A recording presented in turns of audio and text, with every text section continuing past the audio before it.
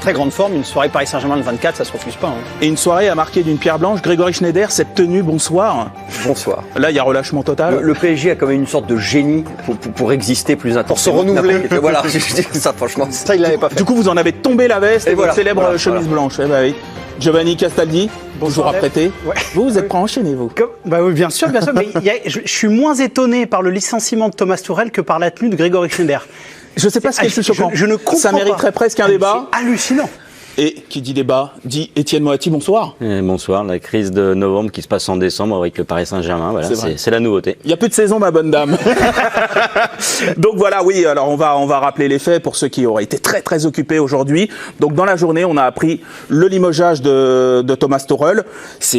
Ça peut paraître surprenant à ce moment-là de l'année, en tout cas juste après une victoire contre Strasbourg, 4-0. Et ben voilà, ce matin, la nouvelle est sortie.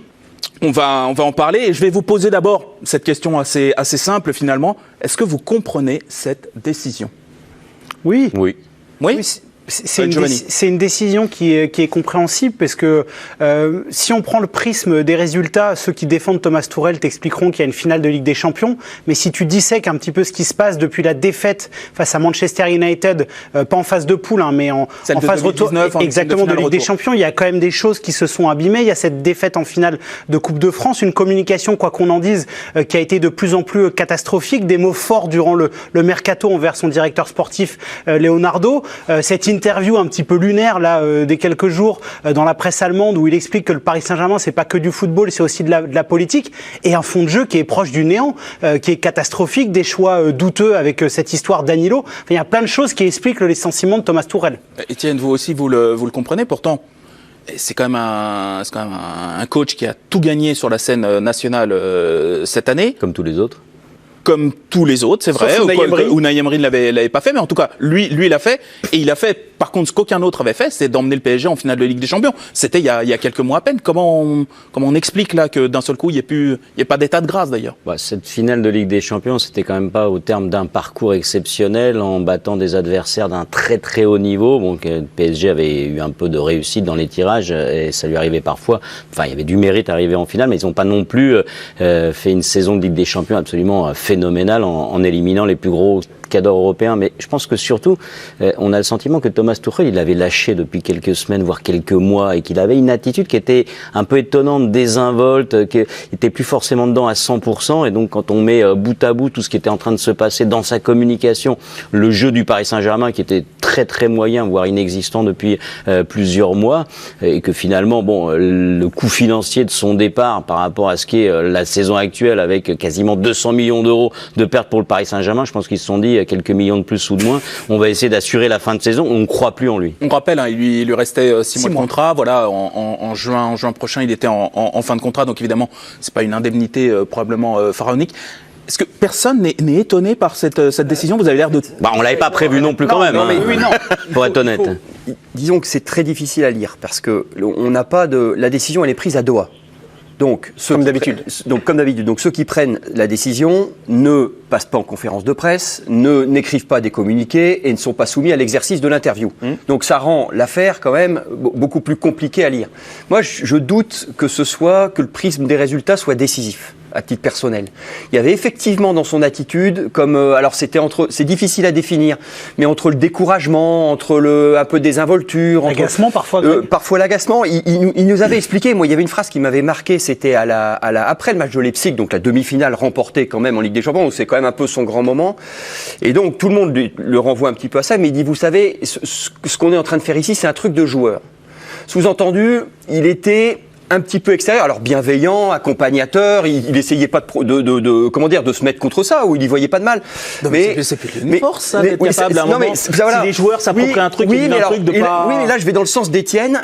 Depuis quelques mois, j'ai toujours eu l'impression qu'il jouait cette note-là, comme s'il était un petit peu extérieur au truc, et comme s'il le laissait paraître. Alors ça, c'est peut-être encore plus grave, parce que le PSG, c'est quand même un bourrier à 600 millions de budget à l'année, t'as Neymar, ça porte l'image d'un État, donc avoir un type qui, de temps en temps, laisse un peu filtrer, un peu désinvolture, ça a pu, je parle au conditionnel, je prends des précautions, ça a pu quand même les inquiéter. Moi, en tout cas, sur les résultats, il est à peu près dans les clous, on est d'accord, ils sont en Ligue des Champions, ils sont là. Mais alors justement, David, un entraîneur qui fait bien jouer son équipe, qui perd, on va dire, ça sert à rien et il se fait limoger pas dans la seconde, mais enfin en tout cas dès qu'on estime que ça s'améliore pas au niveau des résultats.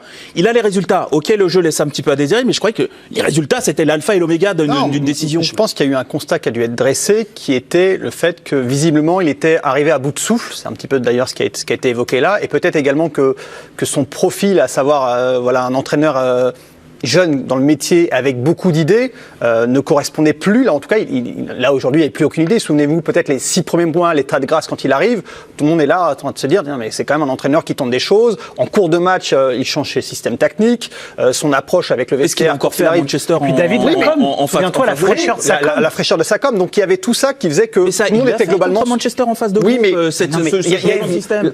On a eu ça, on a eu là Je me fais un peu l'avocat du diable. On a eu un épiphénomène sur ce match-là, mais globalement, la tendance qu'on a depuis plusieurs semaines, c'est que Thomas Tuchel paraît complètement à court de ressources, à court de nouvelles solutions, que ça soit effectivement tactique, mais également en termes de management. On a vu son agacement sur le comportement de certains joueurs, et il a compris également qu'il n'avait pas la main, et d'ailleurs c'est ce qu'il a dit dans l'interview qu'il a accordé à Sport 1, qu'il avait un petit peu halluciné, et que c'était pas son monde, c'était pas là où il voulait être. Donc je pense que finalement alors lui peut-être qu'il n'était pas prêt à partir là certainement en cours de saison comme ça dès le mois de janvier, mais je pense que du côté des Qataris, on a senti ça, on a senti qu'il était à court de ressources, encore une fois, à court de méthode, et qu'il était temps de changer parce que c'était effectivement extrêmement risqué de rester avec un entraîneur qui était comme ça, dépourvu de solutions. Karim, vous avez suivi longtemps le PSG, vous continuez évidemment de le suivre quand même d'un œil attentif. Ça vous surprend pas quand même? Mais quand on suit le PSG, on apprend une première chose, c'est qu'il ne faut jamais être surpris. Moi, j'ai déjà passé plusieurs Noëls ici. J'ai eu le départ de Charles Bietri la veille de Noël aussi, après une défaite à Lorient. C'était en quelle année? C'était en 98, la saison 98-99. Et puis je rappelle aussi l'épisode Camboiré, bien sûr, qui a été viré aussi à l'époque pour Ancelotti, à la même époque toujours. Donc il ne faut jamais préparer un vrai Noël parce qu'on ne sait jamais ce qui peut se passer pour le PSG. Maintenant, on ne peut pas analyser quasiment, on n'a que des bruits. Oui. On n'a que des bruits parce que seuls les Qataris le savent. La seule chose, c'est qu'on sait que c'est un club d'État. Et à partir du moment où c'est un club d'État, la décision, elle tombe de manière droite et au plus haut niveau. Et donc, la seule chose qu'on peut savoir aujourd'hui, c'est que les résultats n'étaient pas à la hauteur. Et on sait tous que si Tuchel perd contre l'Atalanta, il saute. On sait que s'il perd à Manchester United, il saute. Et là, visiblement, ce sont l'enchaînement des matchs Lyon, Lorient et même le Leipzig qui est difficile 1-0, qui font qu'à mon avis, il faut qu'on fasse quelque chose, c'est plus possible. 2 défaites en Ligue des Champions. 2 défaites en Ligue des Champions. Jamais vu. Donc il faut. Et je rappelle quand même que il y a longtemps que le PSG n'a pas été premier à la trêve. Ils sont que 3e. Donc tout ça accumulé en disant comment on peut sauver les meubles. Parce que ça va aller très vite ensuite. Donc il fallait prendre une décision. Et là, il ne faut pas se leurrer. Ces décisions-là, elles ne sont pas prises à Paris, elles sont prises au Qatar. Regardez, juste, on affiche à l'écran un petit peu le comparatif entre les différents entraîneurs sous l'ère QSI, les différents entraîneurs parisiens. On voit que le bilan de Thomas Tuchel, il est quand même extrêmement satisfaisant. Oui, mais presque 75% de victoire, donc 3 matchs sur 4 qui sont gagnés, 2,35 points, c'est la deuxième moyenne. Il y a quand même une donnée qui est extrêmement importante, c'est les joueurs. Il y a un truc qui est essentiel à Paris. On a souvent dit que c'était quand même eux qui décidaient. On a souvent reproché à Nasser Al-Khelaifi d'être proche de ses joueurs. Là, vous dites quoi là, non, pas du tout. Ce que je suis en train de dire, et je rebondis sur ce qu'a dit Greg, qui était très intéressant, c'est ce qui s'est passé au Final 8. Et tu as l'impression, quand tu vois les matchs, et tu prends conscience que c'est eux qui décident. Et que l'emprise de l'entraîneur est très limitée. À part les 6 premiers mois que David a évoqués, on n'a jamais vu la patte Tuchel. Jamais. Puisque à un moment, c'était donner la balle à Neymar, donner la balle à Mbappé. Et ça a souvent été ça, la tactique de Tuchel. Et en fait, moi, j'ai eu le sentiment que cette finale de Ligue des Champions, quelque part, elle n'a pas rendu service au Paris Saint-Germain, parce qu'ils auraient dû, après cette Ligue des Champions, tourner la page Thomas Tuchel. Ils auraient dû le faire, puisqu'on sentait qu'on était à la fin d'un cycle. Ça aurait été incroyable de se séparer. Ça aurait été incroyable, mais vous a mis là où vous n'êtes jamais allé. Pour conclure, je veux bien que Paris batte des records. Juste pour conclure, le nom qui est annoncé pour le remplacer, c'est Maurizio Pochettino. On en reparlera après. Qu'est-ce qui est arrivé à Pochettino à Tottenham? Il a été viré après quoi? Après une finale de Ligue des Champions. Oui.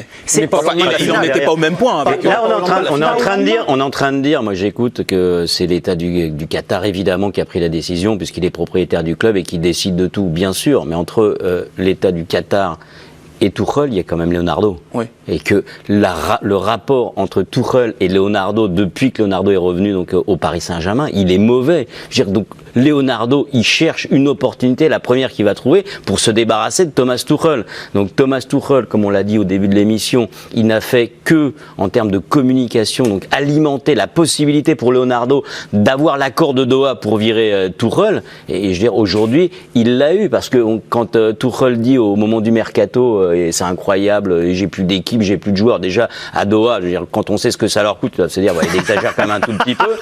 Juste derrière, il y a 3 joueurs qui arrivent, finalement, c'est pas les profils, il y a des critiques sous-jacentes, etc. Je veux dire, il y a la gestion de Danilo aussi. Il y a toute une attitude de Tuchel, évidemment, qui s'est mis Leonardo totalement à dos, et je pense que Leonardo, il a quand même une petite marge de manœuvre. Évidemment qu'il faut qu'il ait l'accord de Doha, mais je veux dire, quand il a poussé, au bout d'un moment, il a obtenu. C'est lui qui a un peu donné l'élan. C'est sûr qu'il l'a pas soutenu, ça c'est sûr. Après, je pense qu'au final, si Doha avait voulu garder Tuchel, il l'aurait gardé. Ça, on est d'accord. Mais effectivement, c'est sûr que Leonardo l'a pas soutenu, ça, on est d'accord. Par rapport à ce qu'a dit Karim tout à l'heure, il y a un truc qui m'a un peu interpellé. Je peux vous dire qu'ils ont eu très peur de se faire sortir en Ligue des Champions.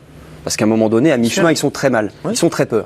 Y compris dans le club, enfin, ils avaient comme code, parce que la saison est terminée. Hein. Ils sont pas là pour rincer Lorient ou le Slavia Prague. Et puis surtout, économiquement et financièrement, c'est pas mal. Non, mais bon, économiquement, ça va aller. Mais non, ça va pas aller. Si tu te qualifies pas pour les 8e, c'est déjà que c'est compliqué. Là, non, mais ça aurait été un crash majeur. Mais il l'a évité, cette équipe. Moi, je pense que les questions financières, le PSG sont. Mais bon, après. Je peux te dire que c'est une vraie inquiétude. Je peux. Bon.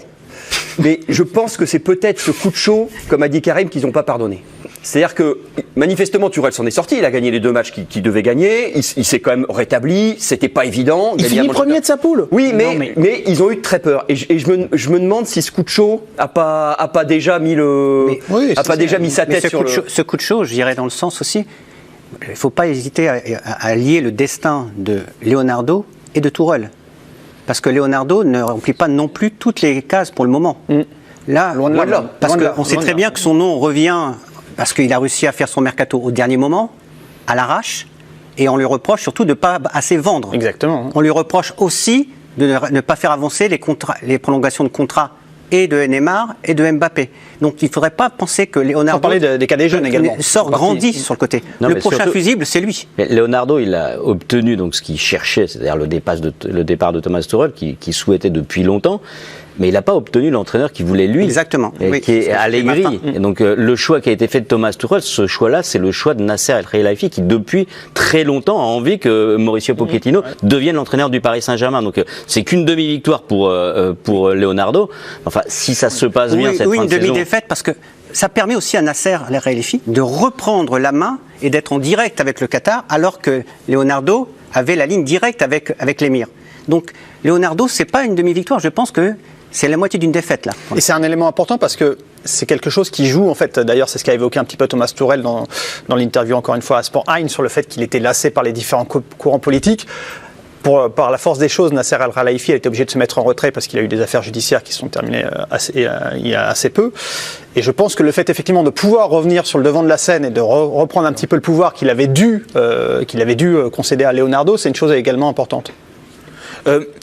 Si on repose un tout petit peu les choses, je vous écoute, j'ai bien entendu que effectivement Thomas Tuchel était en train de décrocher, à vous entendre, etc. Non mais il était en train de décrocher tout en, c'est ça, et ça traduit une fragilité, ça a été dit ici, tout en expliquant que finalement, ça correspondait pas à sa vision du métier. Mais pourquoi il est venu alors ? Non mais attends, je vais le dire. C'était et ça c'est un petit peu particulier. Ça je peux le comprendre. Moi. Non, oui, moi je peux le comprendre qu'entre le Borussia et le PSG.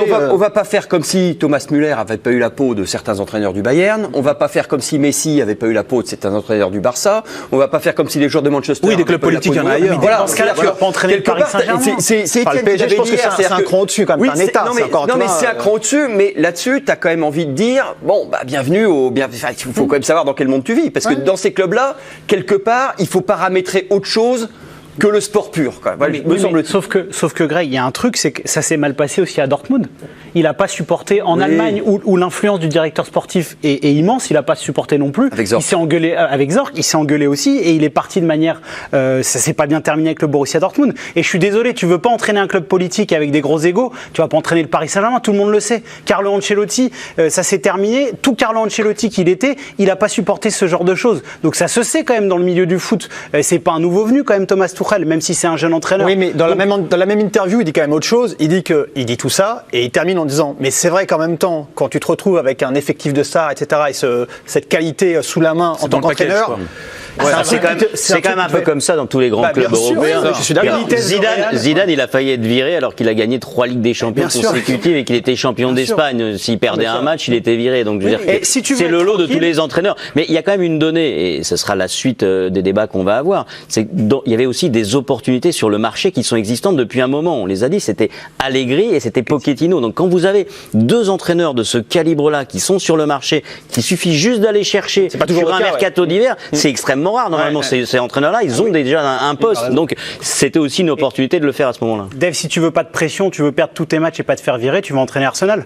Mais d'ailleurs, ça va être intéressant. On va voir ce qu'il va faire derrière. Non, mais il a jusqu'au bout, on aura quand même l'impression qu'il avait une espèce d'idéalisme qui était un peu décalé, je trouve, dans ces clubs-là. Sur son métier, par exemple. Oui, mais dans le discours, mais pas dans les idées de jeu. Parce qu'en fait, il a vite abandonné. Il a abdiqué rapidement. Mais pour revenir Ancelotti n'a jamais perdu son vestiaire. Quand il est parti, je me souviens. Tout le monde l'adorait. Lorsqu'il est arrivé, il avait reçu son trophée de meilleur entraîneur à Canal à l'époque. Il est entouré de tous les joueurs. Il y avait un vrai respect. Et on a l'impression que Tourelle, il a perdu. Il est aimé de ses joueurs. Non, il y a un élément. Non, je vais juste terminer. Je vais aller très vite. En fait, petit à petit, c'est coupé du club, de la direction sportive avec Leonardo, du président. Et progressivement avec les joueurs. Et après, il y a un élément que moi, je ne peux pas vérifier parce que je ne suis pas au contact, mais qu'on m'ont dit, c'est que le match contre les Turcs au Parc a été très important parce que quand il a demandé aux joueurs de revenir sur le terrain et de jouer, il y a la plupart des joueurs qui le soutenaient encore l'ont lâché là. Et là, il s'est retrouvé tout seul en disant il faut jouer ce match-là. Il faut revenir là. Il a boudé sur le banc de touche quand il a vu qu'il est rentré. Et après, ça a un peu grincé dans le vestiaire. Moi, je ne suis plus au contact des joueurs, je ne peux pas là-dessus. Mais en tout cas, c'est quelque chose qui me revient de beaucoup depuis ce matin. Tu as raison, et ça fait écho d'ailleurs à ce qu'a dit Dembaba a posteriori en disant qu'il était très en colère contre Thomas Tuchel parce que c'était le seul finalement dans le staff et dans tout l'effectif parisien à avoir souhaité la reprise du match. Donc effectivement, on peut penser que ça a créé une certaine rupture parce qu'il y avait quand même des joueurs parisiens qui étaient extrêmement décidés à pas reprendre le match. Giovanni, pour finir, après on passera au thème suivant. Il y a aussi un élément qui a été important dans le vestiaire parisien qui a été mal vécu, c'est quand il s'est entêté avec Danilo et Marquinhos. Oui. Beaucoup de joueurs ont dit ok, l'entraîneur fait passer ses intérêts perso, fait passer ses messages son combat, perso, vous voulez dire, avec avant Leonardo, l'intérêt principal de l'équipe, et ça c'est quelque chose qui n'a pas été très bien vécu par les joueurs. D'accord. Plus le système à 5 sur lequel les joueurs n'adaptent pas ça, quoi. De jouer à 5 derrière, les changements, à un moment donné Kurzawa, Becker, Kurzawa qui joue parfois dans l'axe central, toutes ces questions-là, ils savent très bien qu'ils ne veulent pas jouer comme ça. Et l'histoire, évidemment, aussi le bras de fer, qui n'est jamais très bon dans une entreprise, de faire un bras de fer avec son entraîneur et de prendre en otage l'équipe en faisant jouer Danilo derrière et Marquinhos au milieu. Mais ça ils l'ont pas du tout appris. Bon, on verra comment son successeur va gérer, lui, les systèmes de jeu, la relation avec le vestiaire, la relation avec la direction, évidemment. Le successeur, le nom a filtré, on attend une officialisation, le nom a filtré, c'est Mauricio Pochettino, évidemment, l'ancien joueur du PSG, l'ancien entraîneur de Tottenham, qui lui-même avait été limogé, vous l'avez rappelé, après une finale de Ligue des Champions. Et pour en parler, mais quelqu'un qui a bien connu Mauricio Pochettino, puisqu'il a été son coéquipier et qui est aujourd'hui notre consultant, Jérôme Alonso, qu'on a en ligne, non ? Bonsoir à tous, vous m'entendez bien? Bonsoir Jérôme, on vous entend très très bien. Super. Bon, alors, il se passe toujours un truc. Hein, c'est magnifique votre club, même le jour du réveillon de Noël, il se passe des choses. Oui. Alors donc, d'ailleurs, si je peux me permettre, dans les Noëls agités du PSG, vous avez oublié l'épisode de Laurent Fournier. à la même oui aussi. D'accord, on va se le rajouter à la liste de Noël. Qui était deuxième, hein. Il était deuxième du championnat, c'est ça? Il était, Non, on était troisième. Nous étions troisième. C'est Guy Lacombe qui l'avait remplacé. Donc plus rien ne vous surprend, on le sait. Mauricio Pochettino, donc on l'a dit, son nom a filtré. A priori, ça devrait être lui le successeur. On prend encore des petites précautions oratoires parce qu'on attend quand même une officialisation. Vous l'avez bien connu en tant que joueur. Est-ce que vous deviniez que ça pouvait être un jour, et comme il y a un petit peu des entraîneurs qui sont déjà joueurs, c'est-à-dire ceux qui ont croisé Didier Deschamps, ils se disent ils sont pas étonnés derrière de le voir prendre un banc. Est-ce que vous, qui avez côtoyé Pochettino, est-ce que vous aviez ressenti ça? Alors, ce qui est certain, c'est qu'il avait une proximité avec Luis Fernandez, qu'il a fait venir au PSG, qui était notre coach à l'époque, une proximité tactique et humaine. Ils échangeaient beaucoup ensemble. Alors à l'époque, c'était pas un PSG dominateur comme aujourd'hui. Voilà, et quelques finales de coupe, quelques places dans le quatuor de tête, mais rien de flamboyant. Donc il y avait beaucoup à faire au niveau tactique. Il y avait beaucoup à faire pour les leaders de l'équipe. Et Mauricio en faisait partie évidemment à l'époque. Alors de là à vous dire que j'aurais parié qu'il deviendrait un grand entraîneur. Non, en tout cas, ce que je voyais, c'était un garçon passionné, amoureux de son club, loyal envers son club, loyal envers son coach, loyal envers ses coéquipiers. Et tout ça mis bout à bout, effectivement, ajouter à cela la passion du jeu et la vraie passion du football, effectivement, ça faisait quelques indices pour que ce garçon devienne quelqu'un d'important dans un grand club. Je vous passe Giovanni Castaldi. Bonsoir Jérôme, joyeux Noël. Petite question par rapport à Pochettino, avant qu'il y ait l'arrivée du Qatar, quand il était entraîneur de l'Espagnol Barcelone, il avait déjà dit qu'il rêvait d'entraîner le Paris Saint-Germain. Est-ce que lorsque tu l'as côtoyé au PSG, tu sentais vraiment cet amour vrai qu'il semble avoir pour le club? Oui. Je pense que Mauricio fait partie des joueurs qui embrassent pas l'écusson par hasard, si tu vois ce que je veux dire. C'est pas quelqu'un pour qui l'amour du maillot est une valeur fluctuante. C'est quelqu'un qui est loyal envers son institution. Et je l'ai senti comme ça au PSG, investi à chaque minute, chaque entraînement, même dans les moments très très pénibles. Et quand il était là, on en a vécu beaucoup ensemble. Et je me souviens encore une fois, voilà, d'un homme loyal, mais fort dans la tempête. C'est pour ça que je pense que c'est quelqu'un qui n'a pas peur des défis, et même d'un défi aussi relevé que celui de revenir dans son club. Et en tout cas, mon avis à moi, et c'était un souhait cher que j'avais, je suis ravi qu'un ancien joueur du club qui a été un soldat formidable pour ce club revienne à un poste très important, celui de manager général et entraîneur. Et je crois que quelqu'un qui connaît bien le club sera forcément aidé dans cette tâche de par la connaissance de ce milieu qui est quand même très très particulier, celui du PSG. Je vous passe Grégory Schneider. Est-ce que tu aurais une anecdote sur lui? Est-ce que tu aurais une image ou un truc qui te revient, qui dirait quelque chose de son caractère, de sa sensibilité? Oui, bien sûr. Je me souviens il y a un mot, alors avec Gabi Heinz, qui se ressemblaient beaucoup. C'était deux garçons extrêmement exigeants, alors envers eux-mêmes, et donc du coup qui avaient le droit d'être exigeants extrêmement avec les autres. Et je me souviens de 2-3 gueulantes que Mauricio m'a poussées après des victoires, c'est important, après des victoires, en me disant que nous aurions pu mieux faire et que moi, dans les cas, j'aurais pu mieux faire aussi sur un corner pour aller soulager ou prendre mon temps pour un dernier 6 mètres ou pour un dernier dégagement. Voilà, donc je me rappelle d'un garçon, et ça me marquait sur 2-3 matchs, gros matchs qu'on avait gagnés, d'un garçon exigeant même dans la victoire. Et donc je peux vous promettre une seule chose, c'est que ceux qui voudront pas défendre, ils joueront pas. Ça, je peux vous le garantir. Qui que ce soit, si Mauricio Pochettino fixe un cadre de jeu où les joueurs qui travaillent moins d'habitude au PSG, qui sont un petit peu délestés des tâches défensives, vous voyez de qui je veux parler, si ceux-là veulent pas bosser, je peux vous garantir que quel que soit le nom derrière le maillot, ils joueront pas. Ça, je peux vous le garantir. Le truc, c'est que tu connais quand même le PSG, c'est quand même un star system poussé à l'extrême. Est-ce qu'il prendrait le risque de mettre Mbappé ou Neymar sur le banc? Mais attends, Greg, il prendra le risque si ces joueurs-là ne se plient pas aux exigences du haut niveau. Et les exigences du très très haut niveau, dans le système de jeu du PSG très offensif, c'est qu'il y a un minimum de repli sur la première relance adverse. Donc on ne demande pas non plus à ces joueurs-là de faire un pressing contre pressing sur tout le terrain pendant 90 minutes. Mais il y a un minimum qui parfois n'était pas fait, et on l'a tous débattu autour du plateau, tous, sur beaucoup de gros matchs.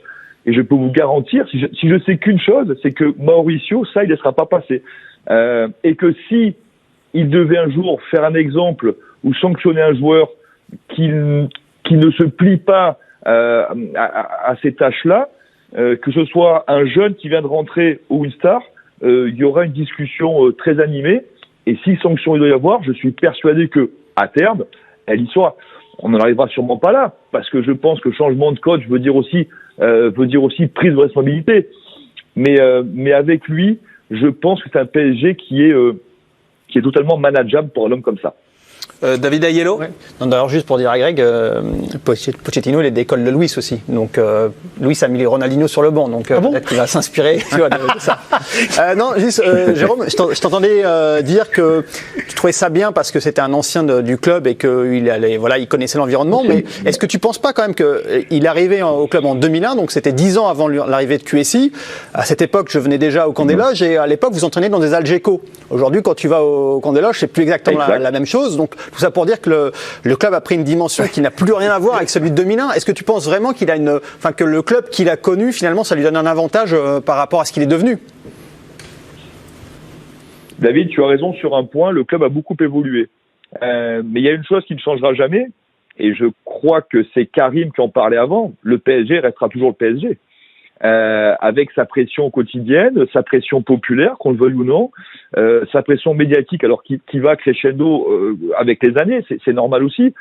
Mais les rouages du club, tu sais, la pression de l'OM en 90, c'est la même que la pression de l'OM aujourd'hui. Je veux dire, dans des clubs comme ça, il y a quelque chose, il y a un parfum, il y a un mystère au quotidien, c'est compliqué, c'est difficile. Et je pense, pour l'avoir vécu, que si tu as dans tes bagages un petit peu d'expérience de ce quotidien-là, ça fera pas une énorme différence, mais je suis persuadé que ça peut aider. Karim Nedjari pour finir. Ouais, Jérôme, donc tu dis qu'il a beaucoup de convictions, je veux bien le croire et tout. Moi, je me demande, est-ce qu'il a la qualité de pouvoir composer avec un actionnaire? Il a eu les vies. Karim, c'est une excellente question. Moi, j'ai quitté Mauricio il y a quasiment 20 ans. Tu vois, on était joueurs tous les deux. Et voilà, encore une fois, à part témoigner modestement de ce que j'ai vécu au quotidien avec ce garçon, je peux pas vous dire aujourd'hui quel manager et quel coach il est devenu, et surtout quel rapport à la hiérarchie il peut avoir. Voilà, qui sera son interlocuteur direct? Ce sera Nasser ou plus Léo, je sais pas.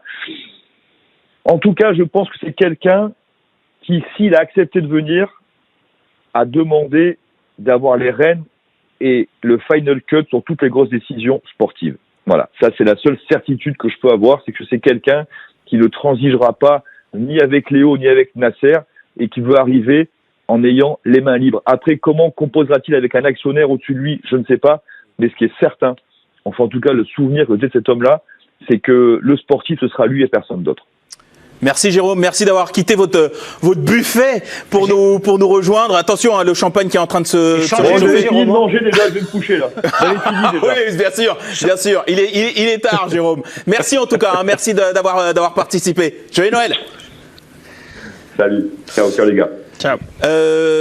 On va continuer sur Pochettino et écouter, lire peut-être cette déclaration de Gary Lineker qui a réagi évidemment à la possibilité que Pochettino soit l'entraîneur du PSG. Pochettino est un excellent entraîneur dont le seul bémol est de ne pas avoir gagné de titre. C'est sur le point de changer. Oui. Vraiment? Bah oui. À Paris, c'est plus facile de gagner des titres déjà au niveau national qu'en Première Ligue ou presque un tacle à la Liga. Ouais, ça s'attaque à la Ligue 1. Voilà. Mais bon, c'est un entraîneur qui n'a pas encore gagné, mais c'est un entraîneur qui a fait énormément progresser les clubs dans lesquels il a été, que ce soit l'Espagnol Barcelone ou que ce soit surtout à Tottenham. Tottenham, c'était pas grand-chose, même si c'était un nom qui avait une histoire, mais en termes de résultats, il y avait quasiment rien. Il les a montés à un niveau qui était un niveau remarquable au niveau du jeu, mais au niveau des résultats, parce qu'il a quand même été en finale de Ligue des Champions. C'était tout à fait exceptionnel avec l'équipe qu'il avait. Il s'est qualifié donc pour la Ligue des Champions et en Première Ligue, c'est un peu moins facile qu'en Ligue 1. Donc c'est quelqu'un qui a des qualités, mais c'est vrai qu'il doit aussi prouver, parce que le Paris Saint-Germain attend la victoire en Ligue des Champions, qu'il est capable de la porter. Giovanni ? Il était à Tottenham très aimé par ses joueurs. Il y avait Hugo Lloris, quand il en parle, on avait... Ils avaient une relation très très forte. Très très forte avant la finale Ligue des Champions. Quasi plus forte qu'avec Deschamps. Mais il avait de l'autorité aussi sur les vraiment, joueurs. Oui, vraiment. Et je me souviens, il y avait une journée des médias ouverte avant la finale de la Champions League. Il y avait eu plusieurs médias français qui étaient présents. J'y avais été. L'intensité de l'entraînement, la manière dont il parlait avec les joueurs. Voilà, tu sentais qu'il y avait vraiment un feeling particulier avec cette équipe-là. Hugo Lloris, Sissoko, quand ils en parlaient, c'était dans des termes très très très élogieux. Donc voilà. Maintenant, la difficulté au Paris Saint-Germain, c'est que c'est un club très différent. Sur ce que dit Jérôme, sur le côté, quand il faut mettre tel ou tel joueur sur le banc, à Paris, c'est complètement différent. C'est quelque chose de très particulier. Et c'est l'interrogation qu'on va avoir sur Pochettino. Le côté pas de titre. Enfin, le but au Paris Saint-Germain, c'est pas de mettre Neymar et Mbappé sur le banc non plus. Non, mais bien sûr que non. C'est mieux. C'est pas ce que je dis, Étienne. Mais quand Jérôme dit. On a l'impression à vous écouter. Sinon, il y a des mauvaises langues qui diraient on rappelle Louis. Est-ce qu'il va être capable au Paris Saint-Germain de mettre Neymar et Mbappé sur le banc? J'aimerais mieux qu'il les mette dans l'équipe. C'est Noël, mais Étienne, il change pas. C'est-à-dire que tu peux jamais finir une phrase, il te devance et il déforme. C'est fantastique. Il y a des choses. C'est la tradition. Mais c'est la tradition. Ce que je veux dire, c'est quand Jérôme dit s'il défend pas, il pourra mettre n'importe qui sur le banc. À Paris, tu peux pas mettre n'importe qui sur le banc. Greg, vous avez pas un doute sur sa capacité à manager des stars? Mais alors, d'autant moins que la grande affaire de la fin de saison, c'est pas la Ligue des Champions, c'est pas le 8e de finale contre Barcelone, c'est la prolongation de contrat des deux gaillards. C'est oui, enfin, c'est deux choses différentes. Non, mais ça l'impacte pas, ça le concerne pas. Non, mais c'est pas lui qui va décider si. Ce que je veux dire, c'est qu'ils sont en position de force. Il faut les convaincre, il faut les séduire. Ils sont les joueurs. Mbappé et Neymar. Oui, voilà. D'autant qu'il semblerait que Mbappé paramètre autre chose que l'argent. Il va falloir donc renforcer l'équipe dans le sens où il veut. Non, mais je veux dire, ils sont en position de force, mais il faudrait qu'ils trouvent des clubs pour les accueillir, capables de leur donner, capable de leur donner le Paris Saint-Germain. Je pense que il y a dialogue quand même, il y a débat entre les deux. Alors en tout cas, pour l'un des deux, il s'en fait pas de trop. Donc on va prendre ça comme ça. Donc, il y a, ce que je veux dire, c'est que c'est quand même un double truc. Il va pas falloir non plus et quand on me dit, il a le pouvoir de les tordre, ou il a le pouvoir de les contraindre, il a surtout le droit de les convaincre. C'est ça que je veux dire. Pourquoi il irait tordre Neymar ou Mbappé? Je comprends pas cette logique qu'on est en train de mettre sur le plateau, comme si le problème du Paris Saint-Germain, c'était Neymar et Mbappé, que finalement, on va faire venir un entraîneur qui va être capable de leur dire, les gars, tu fais ce que je te dis ou tu files sur le banc. Bon, je pense qu'il est content en arrivant qu'il y ait Neymar et Mbappé. On va pas être naïf, mais Deschamps passe un temps énorme en équipe de France à essayer de convaincre Mbappé de défendre. Donc si c'est un chantier pour Deschamps, je suppose que c'est un chantier pour son entraîneur de club. On va pas se mentir. Donc on parle quand même de ça, de faire des efforts, de jouer collectivement. Alors ils le font de temps en temps. T'as deux approches là-dessus. Alors t'as des coachs qui vont te dire, moi mon but ça va être de construire. J'avais une anecdote là-dessus. Je vais vous la raconter. Oui, je vous la raconter. Juste là-dessus parce que je pense que t'as quand même des coachs aussi qui se disent. Je suis sûr. Moi j'aimerais bien l'anecdote. Il y a quand même parce que elle est pas mal. Enfin l'émission commence. Enfin cette émission commence. Il va y avoir une petite anecdote pour Noël, c'est toujours bien. Pour expliquer un peu ce qu'est le coach quant à ces joueurs-là, il va la dire. C'était le match. Je pense. C'était le match, un match de Ligue 1 juste avant le match à Dortmund, le match aller à Dortmund, où Tuchel prend Mbappé et lui dit aujourd'hui, après son match, il lui dit aujourd'hui je te mets 0. Donc Mbappé dit quoi 0 ? Il dit je te mets 0 parce que tu as fait 0 repli défensif. Mbappé dit quoi ? J'ai fait 0 repli défensif. Tuchel il dit oui. Ils montent les images, ils font le montage. Ils regardent, Mbappé regarde. Et Mbappé, après le match contre Dortmund, il va voir Tuchel, il dit t'as vu ? Il avait fait 22 replis défensifs. Ce qui est énorme, même à son échelle. Ce que je veux dire, c'est que tu les convaincs, les mecs.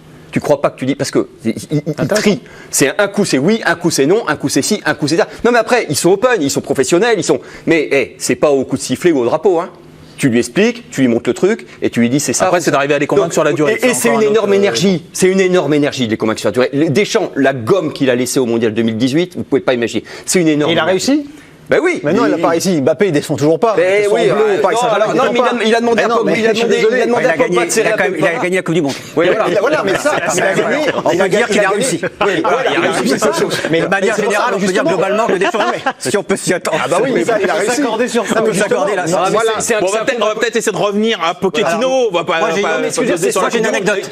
J'ai une anecdote. Ah bah vous aussi. C'est soirée anecdote. Moi, je tiens à prévenir que j'en ai pas. Si ça c'est pas un bon réveillon de Noël, il y a des histoires super castor là. Est-ce qu'on a le droit aux anecdotes hors foot ou non? Bon, on va rester foot, on garde les anecdotes. Ah, perso, Non, donc c'est des sources qui viennent d'Espagne qui posent la question pourquoi Pochettino et par rapport à Allegri. Il y a aussi un autre phénomène, on parle des deux gaillards, comme tu dis, mais il y en a un troisième qui s'appelle Messi, qui est libre dans 15 jours. Oui. Et donc les négociations vont commencer très fort. Il a toujours été entraîné par un entraîneur espagnol. Il est de Rosario, comme lui. Donc c'est au moins peut-être un beau cadeau de Noël pour les supporters parisiens. Peut-être que c'est un clin d'œil déjà, ou une première avancée, puisqu'on sait très bien que la venue de Messi à Paris, c'est une affaire d'État.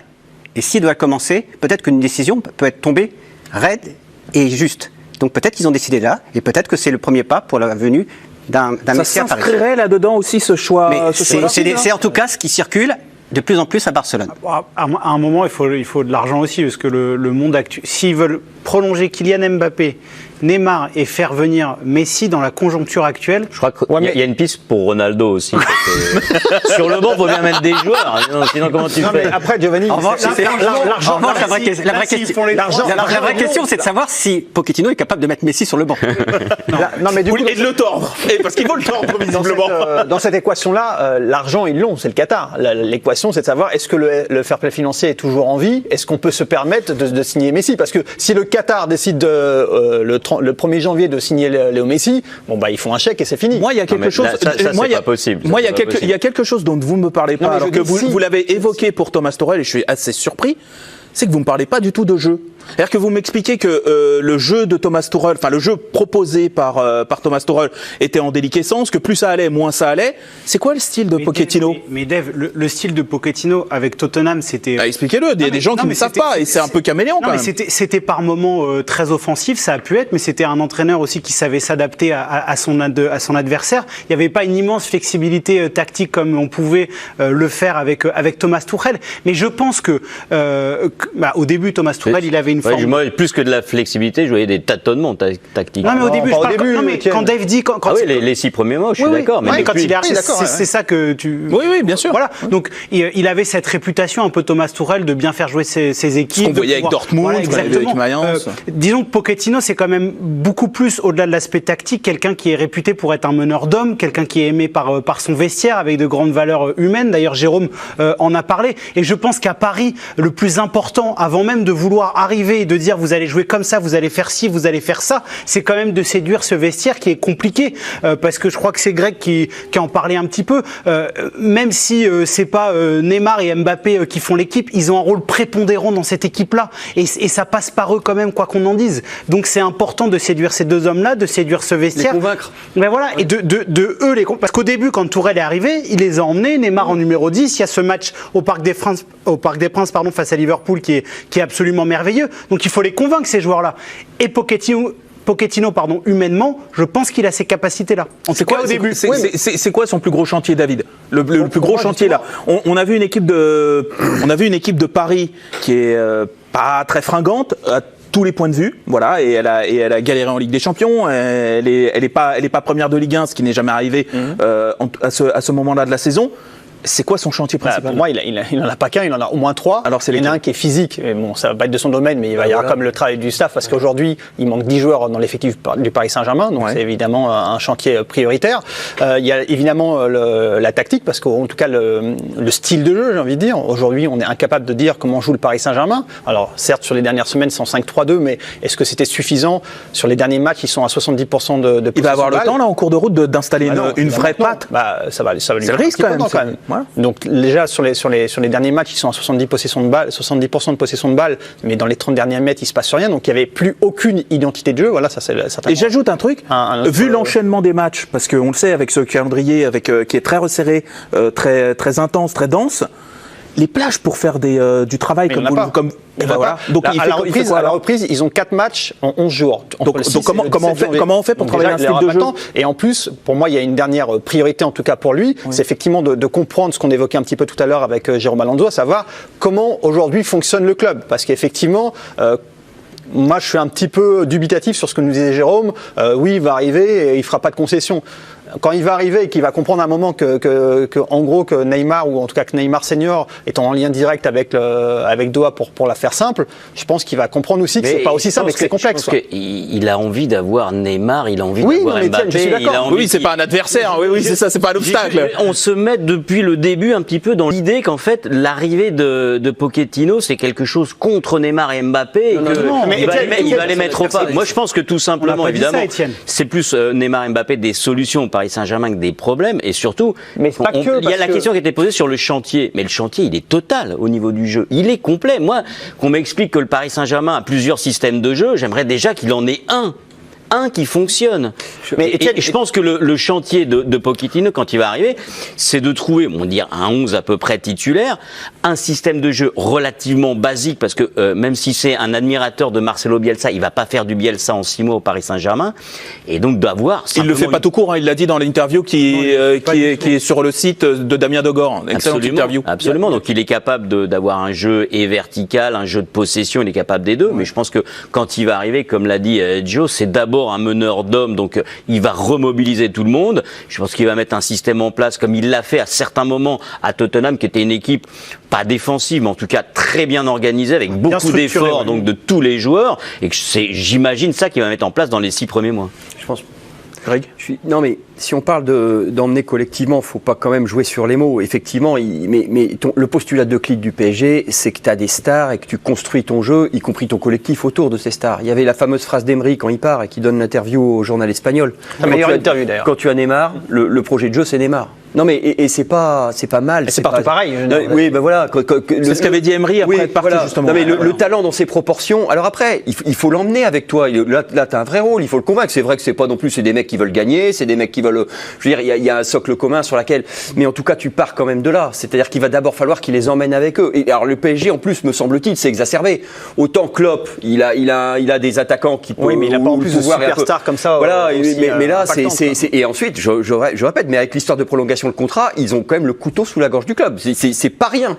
Si Doha perd les deux, c'est impensable. Même en rêve. Enfin, c'est quelque chose qui. Donc le premier, c'est Neymar. Il a envie de rester. Oui, il l'a beaucoup dit. C'est Mbappé qui est beaucoup plus. Il n'aura pas discret aujourd'hui un contrat tel qu'il l'a au Paris Saint-Germain. Ailleurs, il le sait aussi. Et finalement, il n'est pas si mal que ça à Paris. Et pour Mbappé, aujourd'hui, vu le marché des transferts qui s'annonce, quand on voit, moi, je veux bien qu'on me dise, mais qui va recruter donc sur le mercato d'été Kylian Mbappé? Le Real Madrid. Mais il parle libre. Le Real Madrid qui a fait transfert. Le Real Madrid, je veux dire, qui est en train de faire une baisse drastique de sa masse salariale, qui a absolument pas d'argent pour recruter. Je pense que ce sera compliqué. Quand on regarde les grands clubs européens aujourd'hui, c'est pas si évident que ça, même de faire venir Mbappé à 250 ou 300 Giovanni. Non, si je puis me permettre, sur Mbappé, ils partent pour 0 € dans un an. Donc, me parlez pas de transfert. Un an et demi. Me parlez pas. Non, dans un an, ils peuvent signer à Noël prochain pour. Donc, non, mais ce que je veux dire, ne me parlez pas de transfert. C'est-à-dire que là, t'as quand même une décote. Non, mais c'est pas rien quand même. Il parle là. Non, mais c'est pas rien. Il semblerait qu'en tout cas, le clan Mbappé n'ait pas envie de partir en laissant 0 au PSG. Non. Donc on pourrait imaginer sans doute une prolongation de contrat pour qu'il parte en 2022 et laisser passer la crise économique évidemment, mais que de ne pas laisser d'un club qui lui a beaucoup apporté, et visiblement c'est de ce côté-là, au moins sur ce point-là, ça s'entend bien. Mais ce sont un peu aussi, mais sont un peu des enjeux qui dépassent Mauricio Pochettino et son travail.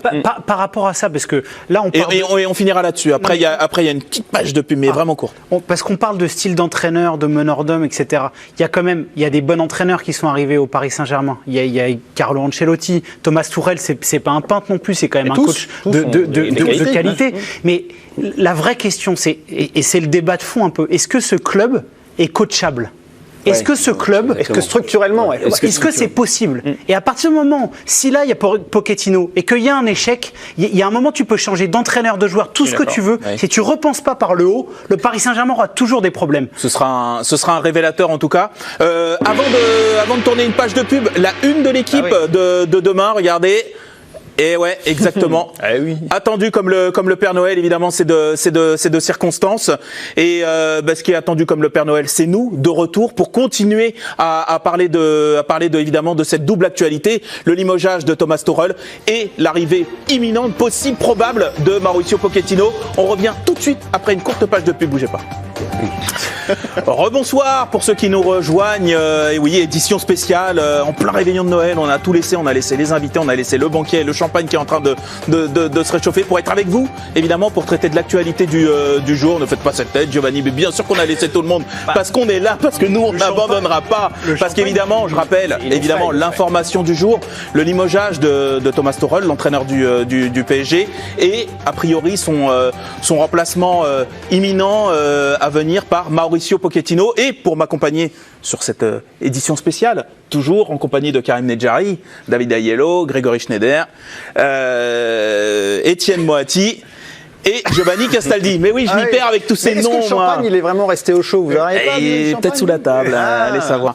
Non, évidemment. Donc, évidemment, on va continuer de cette actualité brûlante, toute chaude, qui nous a prise de court. Et d'ailleurs, on a été aussi surpris peut-être par le timing, en tout cas moi, mais il y en avait un qui n'avait pas l'air forcément de s'en douter, parce que hier, Thomas Tuchel lui-même déclarait après le match de Strasbourg qu'il se projetait déjà sur la suite de la saison. D'ailleurs, on l'écoute.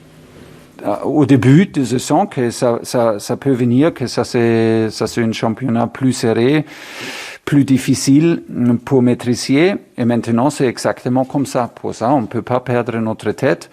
Nous sommes très très proches. On a perdu quelques points trop, c'est clair. C'est notre responsabilité, c'est absolument clair. Et voilà, on va combattre jusqu'à la fin.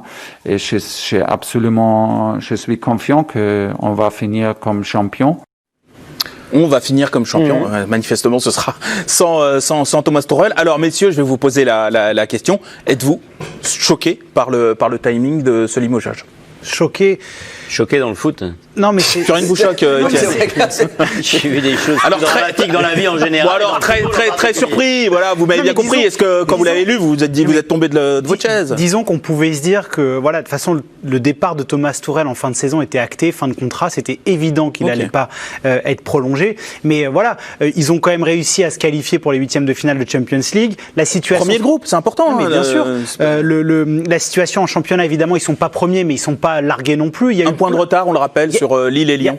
Quoi qu'on en dise, et moi, Dieu sait que j'étais pas fan du travail de Thomas Tuchel, mais force est de constater qu'il avait quand même beaucoup d'absents. Donc pour mettre un jeu en place par moment, ça pouvait s'entendre que c'était un petit peu compliqué. Moi, je pense sincèrement que les échos qu'ont pu avoir les dirigeants, ceux qui décident au Paris Saint-Germain, je pense que ça s'est joué dans le vestiaire. Il y a dû avoir des retours qui n'étaient pas forcément bons et qu'ils ont également eu peur de pas être champion, qui se sont dit avec Thomas Tuchel on n'y arrivera pas, sa com est brûlante, plusieurs fois il dit des choses qu'il ne devrait pas dire, il n'est pas derrière son directeur sportif, il n'est pas derrière le club, il y a plein de choses qui ont fait qu'à mon avis ils ont dû se dire si on continue avec Tuchel, on va dans le mur quelque part. Alors Étienne, à défaut d'être choqué, est-ce que vous étiez au moins très surpris?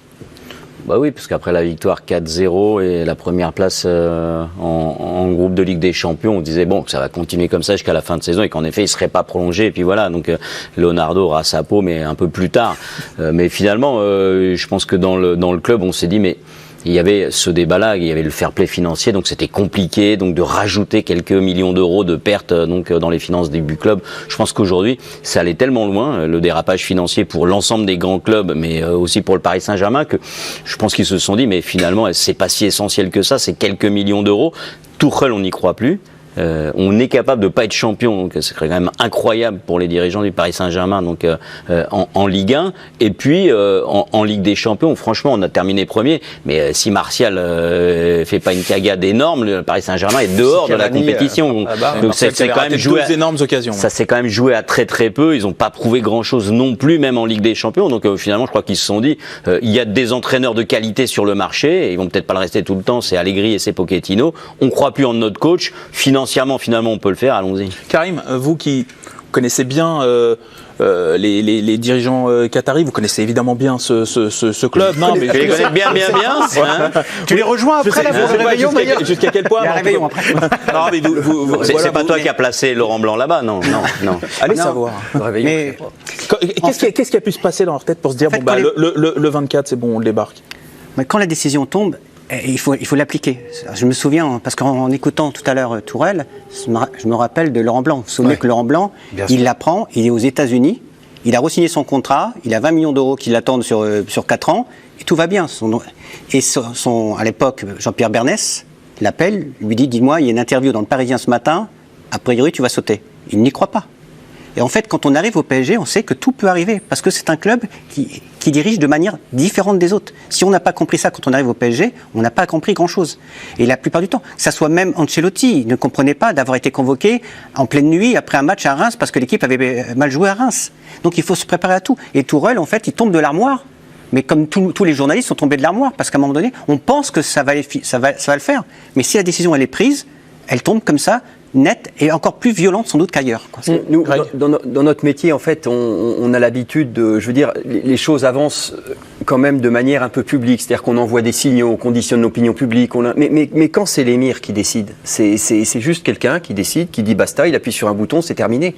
Vous n'avez pas de coup de semonce, vous n'avez pas un coup de saxo qui annonce, vous n'avez pas des petites phrases qu'on lâche, histoire de fragiliser. Moi, je me souviens de l'histoire de Laurent Blanc, c'était un journaliste du Parisien qui était allé pour une interview, mais lambda, de Nasser Al-Khelaifi, il en a balancé 1 sur blanc, 2 sur blanc, 3 sur blanc, 4 sur blanc, 5 sur blanc, 6 sur blanc, ça a été réglé. C'était réglé en 3 quarts d'heure.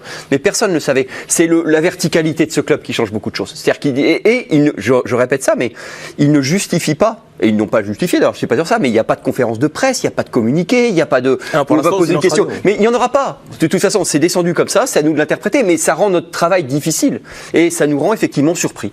Surtout le travail des entraîneurs, difficile. Oui, surtout. Ouais. Après, surpris. À nous, ça nous fait travailler à Noël, mais bon, en même temps, on aime bien le football, donc on est content. Bien faire, de toute façon. Surpris, pas. Oui, bien sûr que là, avec ce timing-là, c'est peut-être il y a un côté un petit peu surprenant. Après, Karim a rappelé qu'au Paris Saint-Germain, il y a quand même des précédents et que dans le football moderne, tout est possible. Et puis l'autre élément, moi, qui me fait dire que Thomas Tuchel, je ne sais pas s'il savait, mais je pense qu'il se doutait, c'est quand même cette fameuse interview dans laquelle il fait un bilan. Et en plus, non seulement il fait un bilan de son passage au Paris Saint-Germain, mais en plus, quelque part, il va encore aggraver un petit peu son cas, c'est-à-dire en critiquant le fonctionnement du club, en critiquant même, il va jusqu'à quasiment critiquer le Qatar, en disant qu'il s'est retrouvé dans la peau du ministre. Ça veut dire quand il fait ça, ça veut dire qu'intuitivement, il sait que les choses sont faites. C'est très important ce que dit David, c'est vrai qu'on n'a peut-être pas assez souligné, c'est que ces déclarations-là, au Qatar, mais je dis, mais de quoi se plaint-il? Même rien qu'évoquer, je veux dire, l'actionnaire comme ça, pour eux, c'est un outrage. Souvenez-vous de ce qui s'est passé pour Atal Ben Arfa, qui avait interpellé. Qui avait osé interpeller. Donc là, on est quasiment au même niveau. Donc je pense que soit, effectivement, inconsciemment, intuitivement, il avait eu des signaux et il s'est dit, bon, de toute façon, c'est déjà fait. Alors hier, j'étais au parc et il nous a expliqué que l'interview, c'était du off, que ce qu'il avait dit, c'était pas exactement ce qu'il avait dit, mais il le pensait en tout cas. Il n'a pas dit qu'il le pensait pas. Donc, que ce soit du off ou pas, je ne pense pas que l'affaire ira devant les prud'hommes. Non, effectivement, ça passe régler comme ça. Donc il avait ce sentiment et il l'a laissé transparaître au cours de cette interview avec Sport1. Donc hier, au Parc des Princes, on se posait un petit peu la question déjà de savoir est-ce que c'était pas déjà son dernier match? On n'avait pas d'éléments tangibles, mais c'était quand même dans l'air du temps. Ouais. À l'arrivée, Thomas Tuchel, c'est un échec ou c'est une réussite quand même? Parce qu'il y a quand même une déception. Pour moi, c'est une immense déception. Ah, attendez, on va quand même rappeler. Il est sur l'année là, il est champion de France, vainqueur de la Coupe de France, vainqueur de la Coupe de la Ligue, finaliste de la Ligue des Champions. Non mais je veux bien qu'on reparle même. Mais à un moment, le foot, c'est quand même des résultats. Bien sûr. Et dire d'un coach qui a réussi ça. Dire que c'est un échec, ça paraît. C'est difficile à entendre pour des gens qui suivent ça peut-être. La difficulté au Paris Saint-Germain, c'est que quand tu arrives au Paris Saint-Germain, tu as une obligation de remporter tous les trophées nationaux, donc les 4. Oui. D'accord. Ce qu'il n'avait pas fait la première année. Et au minimum d'aller en demi-finale de Ligue des Champions, voire, si possible, de remporter la Ligue des Champions. Ce que je veux dire, c'est que c'est un petit peu ce qu'évoquait Giovanni tout à l'heure pour d'autres raisons sur le côté structurellement impossible de tu perds 1-0 contre le Bayern, qui est l'équipe qui a perdu un seul match dans la saison. La manière dont on va te juger, évaluer ton travail. Enfin, je veux dire, il y a un club qui remporte la Ligue des Champions tous les ans. C'est quasiment impossible. Donc, je veux dire, au moment d'évaluer son travail, je trouve qu'effectivement, on est obligé un petit peu de mettre le résultat de côté. Non, mais, et c'est pour ça qu'il faut passer un peu en dehors je trouve, des résultats. Les résultats disent pas tout. Il a raison. Par exemple, Emery, quand il n'est pas champion de France, quand c'est Monaco, qu'est-ce qui se passe? Eh ben, il continue. Quand il est champion de France derrière, qu'est-ce qui se passe? Il saute. Mais Ibra, il fait sa plus belle. Parce qu'il venait de virer Laurent Blanc. Ibra, sa plus belle saison, c'est 2015-2016. Ibra, la plus belle saison statistique oui, mais du coup, la plus belle saison statistique d'Ibra, c'est 2015-2016. Il saute parce qu'il fallait passer à autre chose. Ce que je veux dire, c'est que les clés sportives, regardez les passes décisives et les buts. C'est-à-dire que les clés sportives suffisent pas à expliquer ce qu'ils font. Ils paramètrent autre chose. C'est d'ailleurs ce que Tuchel a à peu près expliqué dans l'interview. Mais par rapport à un club comme le Paris Saint-Germain, tu peux faire, même si c'est pas des clubs qui se ressemblent de manière structurelle, tu fais un parallèle. Sarri, il est champion avec la Juve. Oui. Ça dégage. Carlo Ancelotti, il est champion avec le Bayern Munich. Ça saute. En fait, Capello, il avait été champion avec le Real. Toutes ces personnes-là ne sont pas allées en finale de Ligue des Champions. Vous voyez ce que je veux dire? D'accord. Mais après, vous pouvez prendre le prisme de penser que cette finale de Ligue des Champions est dans un contexte normal. Vous pouvez aussi vous dire que ce que vous avez vu, au-delà même du résultat, ça ne vous convient pas. Et quand le Paris Saint-Germain prend Thomas Tuchel, c'est le Qatar qui décide parce qu'ils sont séduits, parce que dégage ce coach, parce qu'ils sont séduits dans la manière dont joue le Borussia Dortmund. Ils ont envie de voir ça sur leur équipe. Et le Paris Saint-Germain, avec les joueurs dont dispose Thomas Tuchel, il a quand même passé son temps à nous expliquer que c'était dur pour lui de faire des compos d'équipe, comme l'a rappelé à plusieurs reprises Étienne.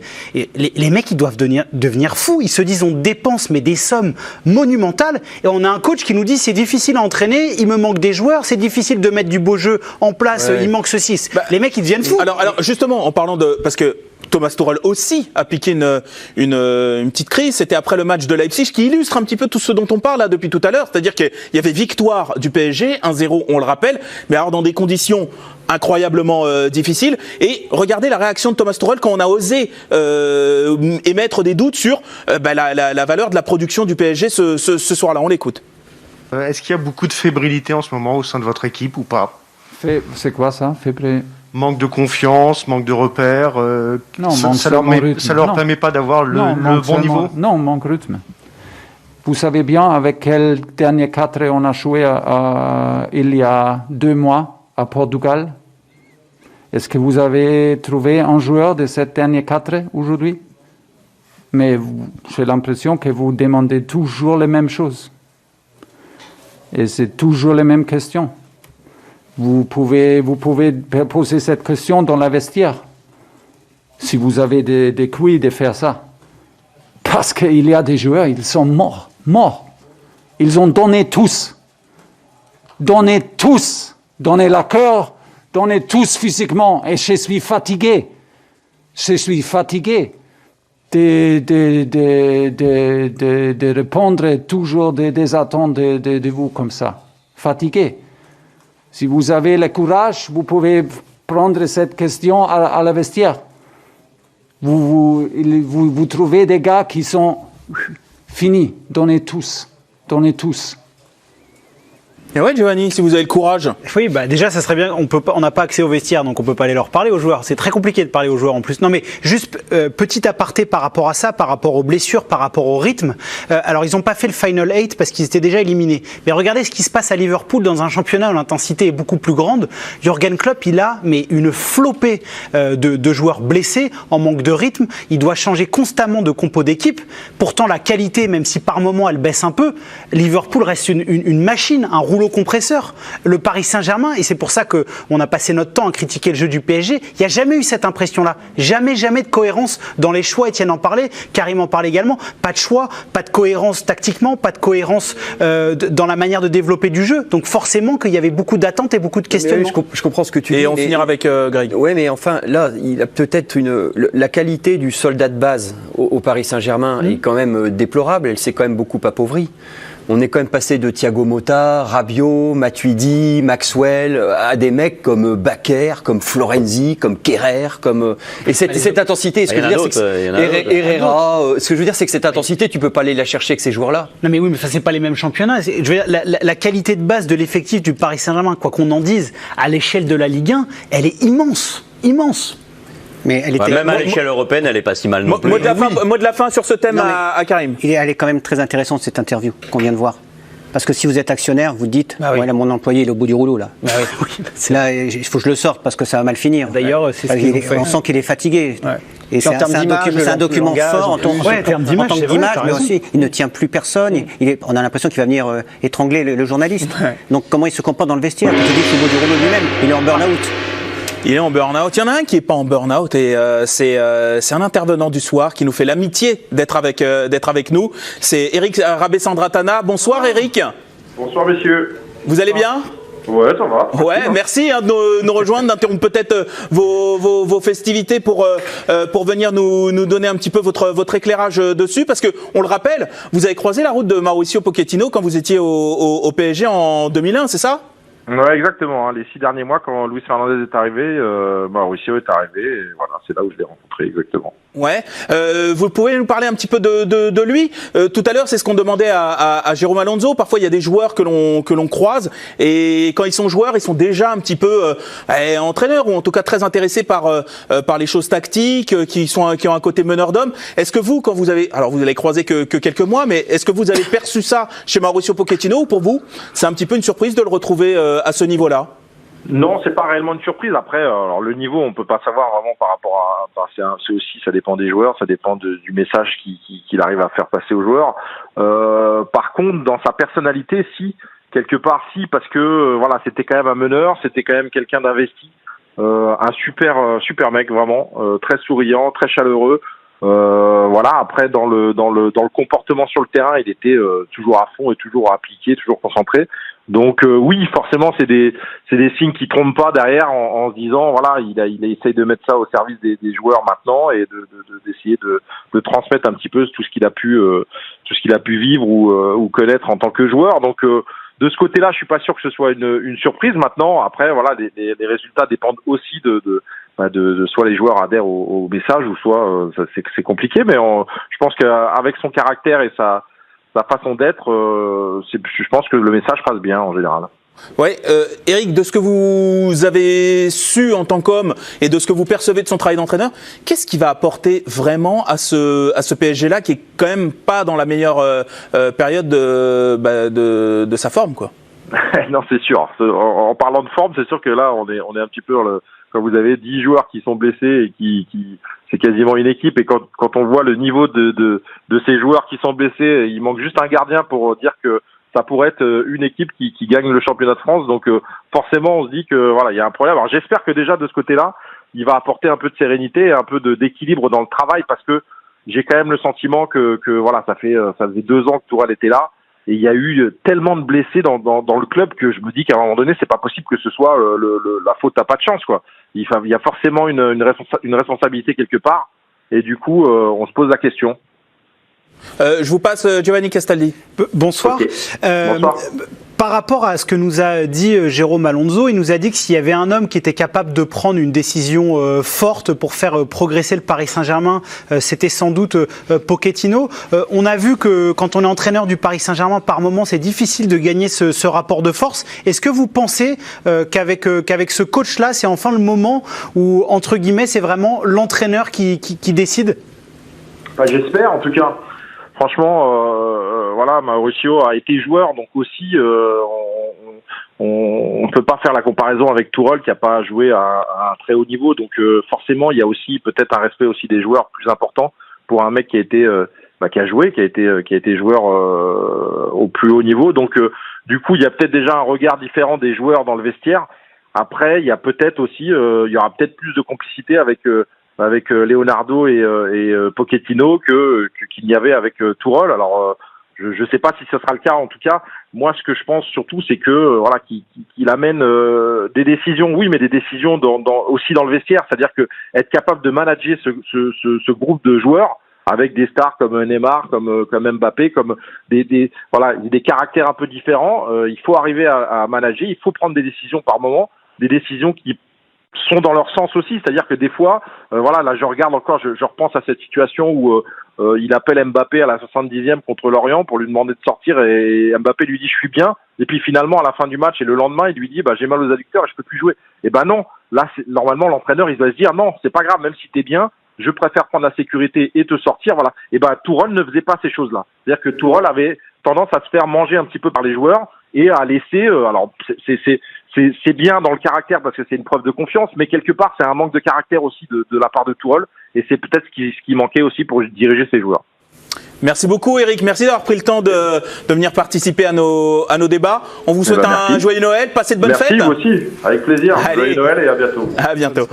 Il y a un élément qu'on n'a pas dit du tout sur Dites-nous Étienne et ce sera le mot de la fin. C'est qu'il est hispanophone. Le vestiaire du Paris Saint-Germain, c'est des Argentins, des Espagnols. Neymar qui a joué en Liga et qui parle espagnol couramment. Et je pense que c'est une donnée qui est aussi importante. C'est vrai, effectivement, on n'en avait pas parlé. Justement, puisque vous parlez du vestiaire, on va se poser la question. Est-ce que cette décision un petit peu qui nous a tous pris de court, est-ce que ça peut déstabiliser le vestiaire? Parce que là, les cartes sont rebattues, c'est un vestiaire qui avait ses habitudes. Est-ce que là, en cours de saison, on sait qu'en début de saison, c'est pas pareil. Est-ce que là, c'est un vestiaire qui peut être un tout petit peu déstabilisé? Je sais pas si les cartes, elles sont rebattues, parce que bon, il y a deux joueurs, on en a parlé beaucoup, peut-être un peu trop, Neymar et Mbappé dans cette équipe. Ceux qu'on doit tordre, mais qu'il faudrait pas tordre, c'est ça? Pour les autres, il n'y a pas tellement de certitude non plus. Il n'y a pas vraiment des joueurs qui se sont imposés, qui sont les hommes de Thomas Tuchel et qui peuvent craindre aujourd'hui donc de plus être de pas être les hommes. Di Maria, il était l'homme de Thomas Tuchel ces derniers temps, il était quand même beaucoup moins. Donc je veux dire, peut-être Di Maria se dit finalement c'est une chance alors que c'était quelqu'un qui avait beaucoup profité de la présence de Di Maria, Thomas argentin. Voilà. Ouais. Mais bon, je crois que il va faire son équipe comme il veut. Je pense pas qu'il y ait d'inquiétude particulière dans un sens ou dans l'autre dans le vestiaire, parce qu'à part Neymar et Mbappé évidemment, Marquinhos et Verratti, Navas évidemment, les autres ils tourneront. Alors non, mais je la pose autrement. Est-ce que ça donne pas le sentiment à ces joueurs qui savent que la gouvernance du PSG c'est toujours quelque chose d'assez folklorique, qu'on est vraiment dans un club qui là pour l'instant a plus trop de... Ça fait un joueur professionnel à ce niveau est quand même habitué à ce genre de truc. Mais maintenant, en tout cas pour des vestiaires plus modestes que ceux du PSG. Là, vous allez me dire que c'est anodin ce qui se passe. Non, mais moi je le dis. Je pense pas. Moi je le dis sincèrement. Je pense que pour les professionnels aujourd'hui, c'est anodin. Surtout ceux du PSG. Pour ceux du PSG, ça passe et voilà. Et je t'annonce, au mois de janvier, tu prendras les papiers, ils ont retrouvé la joie de jouer. Ils ont enfin on s'entraîne correctement. Le vestiaire s'est reconstitué. On travaille. On sait où on va. Et je te les annonce. Pendant un mois, il y a une état de grâce. Il faut commencer à écrire les papiers. Vous savez, c'est un vestiaire de foot. En tout cas pour ceux auxquels j'ai accès, ça marche un peu comme une entreprise. C'est-à-dire que quand un nouveau chef arrive, tu le regardes, tu te tiens à carreau, tu regardes. T'es comme ça dans ton boulot, toi. Bravo. Dans le tien aussi, Étienne. Donc en fait, mais quel que soit le niveau où ça respire, il y aura un peu ça et ça colle avec l'état de grâce parce que tout le monde est content, tout le monde va dans le sens du gars qui arrive, tout le monde se méfie un petit peu, tout le monde se. Donc souvenez-vous les débuts de Thomas Tuchel. Voilà. Alors Tuchel, alors au début on disait il est tactile, il passait la main dans le dos de Neymar, les câlins, voilà. Donc on entendait ce genre de trucs, ça vaut ce que ça vaut, c'est-à-dire pas grand-chose. Mais t'as quand même effectivement un entraîneur, il a un court temps où il a la main ou du moins l'illusion de l'avoir. Mais l'état de grâce, mais totalement. Mais souvenez-vous, ce qu'on entendait après le départ de Laurent Blanc. Le début avec Unai Emery sur la notion de travail qu'évoquait Karim, tu avais l'impression qu'il y avait plus d'intensité, effectivement, tout ça. L'intensité, on va la voir. C'était incroyable. C'était incroyable. Tu lisais les papiers, tu disais mais en fait c'était le Club Med, alors que pas du tout. Mais il y a toujours cette notion-là au début. Mais l'intensité, là, pour le coup, ça va pas être artificiel. Je pense que les joueurs diront ça. Et qu'ils le disent, en effet, je suis d'accord avec Karim à peu près tout le temps. Je pense que ce sera un peu vrai quand même. Parce que alors, sinon, c'est plus Pochettino qu'on connaît. Je veux dire, les joueurs, il va falloir mettre de l'intensité aux entraînements, il va falloir avoir beaucoup d'intensité en match et que, par exemple, les joueurs qu'adorait Pochettino, c'était Moussa Sissoko. Je veux dire, des joueurs qui donnent tout sur le terrain, qui n'ont peut-être pas toujours la qualité que d'autres peuvent avoir, mais qui, au bout du match, sortent rincés. C'est là, Étienne, où je suis un peu inquiet, c'est qu'en fait, son jeu, il est basé justement sur le pressing, sur l'intensité. Et là, il faut une grosse préparation foncière. Ce qu'ils n'auront pas le temps de faire. Comment ils vont la faire? Où ils vont la faire? Est-ce qu'ils vont privilégier les entraînements pour préparer Barcelone qui arrive? Ou est-ce qu'à un moment donné, ils pourraient mettre certains au frais et les préparer physiquement pour être prêts après? Mais là, il n'y a pas de marge. Il n'y a pas la marge en championnat. Les efforts, c'est évidemment physique, mais c'est aussi mental, les efforts physiques. Et qu'au Paris Saint-Germain, et là je rejoins quand même ce qui a été dit au début, il y a beaucoup de joueurs qui ne font pas les efforts niveau mental pour être actif pendant 90 minutes et que ça c'est possible de le faire même je dirais dans l'état physique. Oui, mais c'est là où je pense que l'arrivée de Pochettino va être intéressante, c'est que c'est quand même aujourd'hui être entraîneur d'un club de très haut niveau comme le Paris Saint-Germain, rester 2 ans, bon, on comprend bien de toute façon dans tous les clubs en Europe, à part quelques exceptions vraiment très très rares, qu'au bout de 2-3 ans, on est essoré en fait. Médiatiquement, on l'a beaucoup rappelé, mais c'est 6-8 conférences de presse par semaine, plus donc la gestion des égos, etc. Donc, et on l'a vu effectivement avec l'interview de Thomas Tuchel tout à l'heure, où lui-même confessait qu'il était à bout. Alors il dit je suis énervé, je suis fatigué après les journalistes, mais on comprend bien que c'est pas que ça là. Oui, et d'ailleurs, il le redit ensuite. Voilà. Bien sûr. Donc je pense que les joueurs aussi ça l'ont ressenti, plus le point qu'a évoqué tout à l'heure. Ça change la donne en vue de Barcelone. Je sais pas, mais juste je termine sur ça, sur la relation qu'avait Tuchel, je pense, avec les joueurs, où on en était. Ce qui a rappelé également un point qu'on n'a peut-être pas assez développé sur ce qui s'est passé lors du match face à Başakşehir et le fait que le vestiaire, dans son ensemble, ne voulait pas reprendre et que lui, ne serait-ce que le fait qu'il ait évoqué la possibilité de reprendre, ça a forcément redétendu un petit peu le lien qu'il avait réussi à renouer. Donc, tout ça fait qu'aujourd'hui, l'arrivée de Pochettino, quelque part, je pense que pour beaucoup, à part peut-être Bakker, Kehrer, etc., qui ont profité de la présence de Thomas Tuchel, pour beaucoup, ça va quand même être une bouffée d'oxygène, et ça va dans le sens de ce que disait Étienne, sur la fraîcheur mentale. Ils ont aussi besoin, peut-être, que c'est ça qui a été senti, c'est qu'ils avaient besoin aussi d'un nouveau souffle au niveau psychologique. Quoi. On revoit la une de l'équipe, Pochettino, attendu comme le Père Noël, vous disiez. Non, mais c'est par rapport à votre question, Dave, par rapport à Barcelone, il est évident. Oui, parce que maintenant, c'est quand même ça maintenant qui est en ligne de mire. Il est évident. Ah, lui, il est de l'espagnol, hein, donc déjà, il aura double envie de les battre. Voilà. Lui, il aura vraiment envie, mais ce qu'Étienne évoquait sur la fraîcheur mentale, c'est le point clé, parce que je pense que cette décision, elle est prise. Quand on voit les images de Thomas Tuchel en conférence de presse, ce que disait Karim sur chef d'entreprise, tu te dis, mon employé, il est en burn-out, et l'entraîneur, c'est quand même celui qui diffuse quelque chose à son groupe. Il est évident que Pochettino, quand il va arriver, il va avoir un discours qui est totalement frais, qui est totalement nouveau. Donc, de facto, parce que ça arrive très vite, le FC Barcelone, on sera dans cette forme d'état de grâce où on verra des joueurs qui auront certainement, c'est pas qu'ils avaient plus envie avec Thomas Tuchel, mais qui seront dans une autre intensité, une autre fraîcheur physique, donc avec un nouvel entraîneur. Comment ? Ils vont se qualifier. Ah, c'est pas ce que j'ai dit. Vous êtes maître de vos propos. Il y a autre chose aussi qui est important au PSG, c'est qu'il faut savoir que quand un entraîneur valse, c'est tout le staff qui valse. Oui. Et souvent aussi le staff médical. Oui. Donc on repart à zéro. Donc il y avait un directeur de la performance. Il vient de changer. Oui, il vient de changer. Au Paris Saint-Germain, même le staff médical, il peut changer alors que l'entraîneur est encore en place. Et là, il y avait un directeur de la performance qui disait, alors là, Mbappé peut jouer 23 minutes, mais en fin de match, mais le lendemain, il pouvait jouer 90 minutes et tout. Donc je pense que là, tout ça va sauter. Et donc il va falloir encore du temps pour remettre tout ça en place. On évoquait au moment du tirage au sort face à Barcelone, le fait qu'à Barcelone, il y a une crise de gouvernance avec des élections qui vont avoir lieu le 24 janvier. Donc là aussi, avec les conséquences que ça peut qu'on peut imaginer. Et on se disait que là, pour le coup, il y avait avantage Paris. Non. Là, le fait que par rapport aux élections. Par rapport aux élections à Barcelone. Non, pas par rapport au jeu de Barcelone. Non, par rapport aux élections. Mais le fait là aussi, je pense que les joueurs à Barcelone. Non, ouais, mais le fait que l'entraîneur, s'il y a un changement de direction, c'est déjà plus la même position pour Koeman, par exemple. Non, mais il y aura un changement de président. Celui qui arrive avec Xavi dans ses bagages, c'est un ticket. Xavi, il va pas arriver avec parce que c'est Victor Font qui a évoqué donc avoir le soutien de Xavi, mais Xavi il va pas venir au mercato d'hiver. Non, bien sûr, mais ça veut dire que Koeman dans quelques mois il est fini, quoi. Oui, mais d'abord c'est pas sûr que Xavi vienne aussi vite de toute façon, parce que tous les candidats donc disent qu'ils soutiennent pour l'instant Ronald Koeman, mais je pense que le plus important c'est le niveau de jeu de Barcelone. Oui. Voilà, ça reste évidemment un club très dur à rencontrer. Le Paris Saint-Germain le sait très bien, mais bon, c'est un club possible et que tout le monde connaît le jeu de Barcelone, mais Pochettino encore un peu plus que les autres. En fait, moi je me souviens quand il y a eu le tirage au sort, il y avait Damien Degor qui était là, il nous avait dit, enfin ce qu'on est quelques-uns à penser, il dit le match il n'est pas dans 3 mois, il est dans 1000 ans. Parce qu'en temps footballistique, 3 mois, c'est même pas la peine. Qu'est-ce qui peut se passer ? Le Paris Saint-Germain a des grands joueurs, le Barça a des grands joueurs. On peut penser que là, ils feront le truc, ils sont capables sur un soir ou 2 soirs de faire le. Ce que je veux dire, c'est que c'est très très difficile de paramétrer ou de regarder quelle est l'influence de ceci, cela. C'est même quasi impossible. Donc, mais ça restera quand même une affaire de. Ça restera quand même parce que Pochettino va quand même pas avoir non plus trop de temps pour s'installer. Peut-être que ce sera une fois de plus une affaire de joueurs. Ouais. C'est un atout dans cette double confrontation. Le fait, on l'a dit, Étienne l'a rappelé. rappeler. Je pense que Tourelle, il connaît aussi le jeu de Barcelone. Ouais, peut-être, c'est vrai, mais voilà, est-ce qu'il n'y a pas une connaissance encore plus profonde, culturelle? Est-ce qu'on sait sur quoi appuyer? Est-ce que ça se joue sur des détails? Je sais pas, moi. Vraiment sur des détails. Et comme le disait Greg, déjà, il y a un paramètre hyper important pour le Paris Saint-Germain, c'est de récupérer de la fraîcheur, de pas débarquer une fois de plus, j'ai envie de dire, dans ce choc avec 2 ou 3 stars sur le banc ou à l'infirmerie. Donc voilà, si déjà le Paris Saint-Germain arrive avec 80-90% il faut qu'il les mette dans la ouate jusqu'au... Sur Neymar, ils l'ont fait une fois. Sur Neymar, ils l'ont mis une fois dans la ouate. Par peur de le blesser, il avait rien. Je suis pas trop d'accord avec tout ça. Je pense que Barcelone, c'est quand même très important.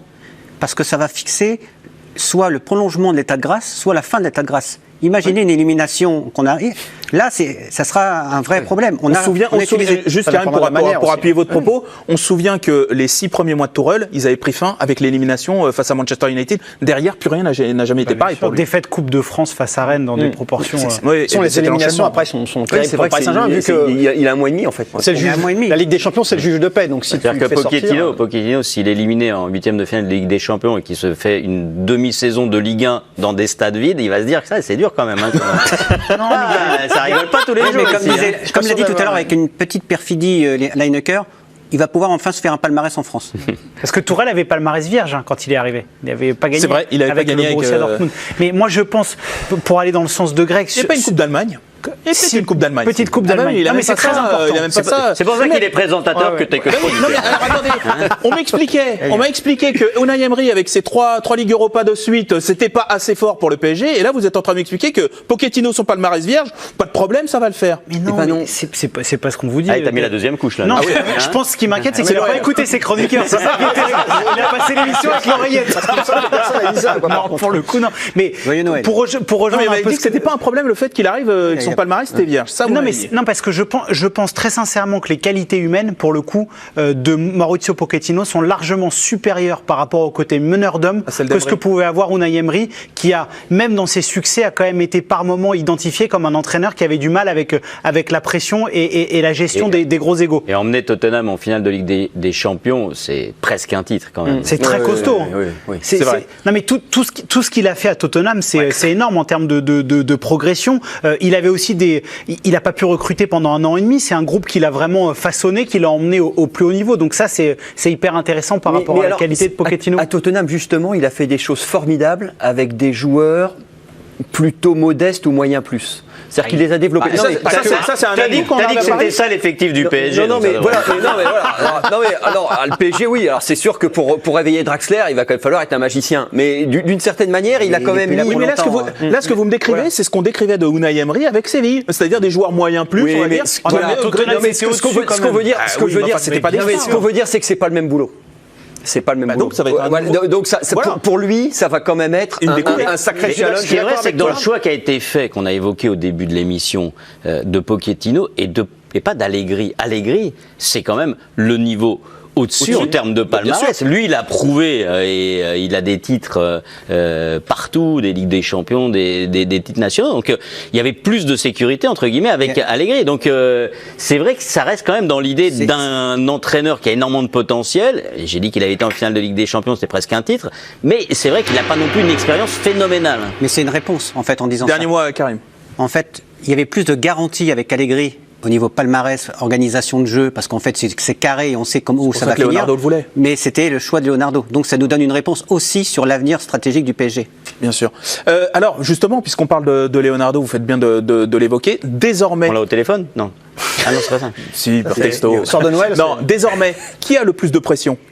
Pochettino, Leonardo ou les joueurs ? Leonardo. Là, la pression, elle est sur Leonardo. Les joueurs, ils n'ont jamais de pression. Enfin, je veux dire, ils n'ont pas la pression. Quand même, si avec un nouvel entraîneur, ça échoue, à un moment, il va falloir quand même les regarder. Faire comprendre, c'est que de toute façon, quoi qu'il arrive, les joueurs, enfin, ils partent pas. Ils ont toujours la belle vie avec vous, les joueurs. Ils ne sont jamais responsables de rien. Même sans nous, ils ont la belle vie. Justement, moi, j'aimerais qu'ils aient plus de responsabilités. Ce qu'a évoqué d'ailleurs tout à l'heure Étienne sur le fait que mentalement, des fois, ils sont pas toujours dedans. On pourrait parler de leur engagement également parfois sur le terrain. Mais la réalité, c'est qu'au bout du compte, on va jamais dire, tiens, c'est tel joueur qui doit dégager dégager au mercato. C'est pas comme ça que ça se passe. C'est l'entraîneur qui a le plus de pression à chaque fois. Mais en fait, parce que c'est quand même un club qui a des problèmes d'organisation, on va dire ça comme ça. C'est quand même un club fantasme et ça retombe toujours in fine sur le joueur. C'est-à-dire que c'est contre Leipzig, c'est allez, vas-y. Non mais ça c'est la réalité. Mais ce qu'on fait, concrètement, l'émir il prend jamais son téléphone pour dire quel joueur il s'en va. Oui, en termes de responsabilité en cas d'échec, en fait, c'est ça. Il l'a fait une fois. Oui, mais ils ont. En fait, ce que je veux dire, c'est qu'ils portent. Moi, j'ai toujours eu l'impression qu'ils portaient plus qu'ailleurs le poids du club. C'est-à-dire que tu as un défaut de structure, ils sont pas vraiment protégés. C'est un petit peu. Il y a plusieurs. On évoque. On te dit pas. Ils sont peut-être trop protégés, Greg. Non. À Paris, non. C'est un club où tu es seul. C'est un club où quand tu vas à volo, on va pas te récupérer. C'est un club où tu fais ce que tu veux. Et je trouve que pour eux, les a beaucoup protégés. Non mais parce que celui qui porte le poids, je pense que c'est clairement Leonardo. Aujourd'hui, il est en première ligne. Il voulait le départ de Thomas Tuchel. Il a obtenu le départ de Thomas Tuchel, qui, quand même, on l'a dit, même si on comprend la décision qui a été prise, avait quand même eu des titres, avait été en finale de Ligue des Champions. Lui, il arrive derrière. Il va quand même falloir qu'il explique si jamais il y a élimination au 8e de finale de Ligue des Champions. Lui, il a fait un recrutement un peu aléatoire. C'est lui qui a confirmé finalement Icardi et qui a pas une hygiène absolument irréprochable et qu'aujourd'hui ne joue plus du tout avec le Paris Saint-Germain. C'est-à-dire que le retour de Leonardo, pour l'instant, c'est pas un succès. Donc il faut qu'il se refasse sur le départ de Tuchel et ce qui va se passer derrière. Ouais, si ça réussit pas, c'est grave pour lui. Ouais, c'est intéressant le bilan que dresse Étienne de Leonardo, qui est arrivé avec une sorte comme le Messi. Comme le Messi. Il devait remettre de l'or. Voilà, exactement. Celui qui allait restaurer l'institution et tout. Et vous l'avez dit, le choix de Pochettino, c'est une demi-défaite peut-être pour Leonardo. Et en fait, en réfléchissant, vous vous souvenez, il y a eu une interview qui est parue un peu banale de Leonardo au bord de terrain sur Canal+, où on lui posait des questions, il ne parle jamais, il ne parlait plus depuis longtemps. Et en fait, quand tu l'as posé, est-ce que Tuchel est en danger, la célèbre question, il n'avait pas répondu ça, il a dit, pour le moment, l'essentiel, c'est l'union sacrée. Donc il n'avait pas dit Tuchel reste. Mais personne n'avait trop relevé alors. Oui, mais en fait, avec le temps, maintenant, on arrive à décrypter ce que dit Leonardo. Mais Leonardo devait redonner de la structure, du poids à l'institution, et en fait, on revient à la case départ, quoi. Et à chaque fois que les hommes forts sont nommés pour remettre de l'ordre, et ensuite, Doha, et un jour il faudra bien dire qui est Doha, parce qu'en fait à chaque fois on se demande qui est Doha. On dit Doha. Parce que c'est quand même grand, Doha, il y a du monde. Est-ce qu'il y a un prénom? C'est Monsieur Doha, Madame Doha? Mais en tout cas, il faudra bien expliquer qu'est-ce qui organise autour de l'émir, qui décide. On sait qu'il y a un conseil du football. Pourquoi il y a un conseil pourquoi choisir parfois un joueur, tiens, on prend Tuchel parce que ça joue bien au ballon, parce que quelqu'un l'a vu, parce qu'il y a un cousin du frère de... L'ambassadeur, l'ambassadeur de l'Allemagne a recruté. Après, on prend Emery parce qu'on veut de l'intensité. Et là, pourquoi on va chercher Pochettino? Est-ce que c'est parce qu'on veut incarner le club? Il y a un dénominateur commun entre les trois, c'est que moi, souvent j'avais réfléchi à ça. C'est comme si, pourquoi pas Allegri et Pochettino? C'est comme s'ils voulaient y arriver par leurs propres moyens. C'est comme s'ils voulaient dessiner leur propre voie. C'est-à-dire ne pas passer par des entraîneurs. Non, mais Emery, ça veut dire ça. Pochettino, c'est quand même un entraîneur. Oui, mais oui, mais c'est quand même un entraîneur. Non, mais c'est quand même un entraîneur montant. C'est-à-dire, moi, là, honnêtement, Pochettino, ça m'a étonné. Je pense à Nagelsmann. C'est pas Julien Stéphan non plus, quoi. Non, mais vous voyez très bien ce que je veux dire. C'est-à-dire qu'ils ne veulent pas passer par les chemins consacrés. Mourinho, Allegri. Ils sont Ancelotti une fois quand même. Non, mais.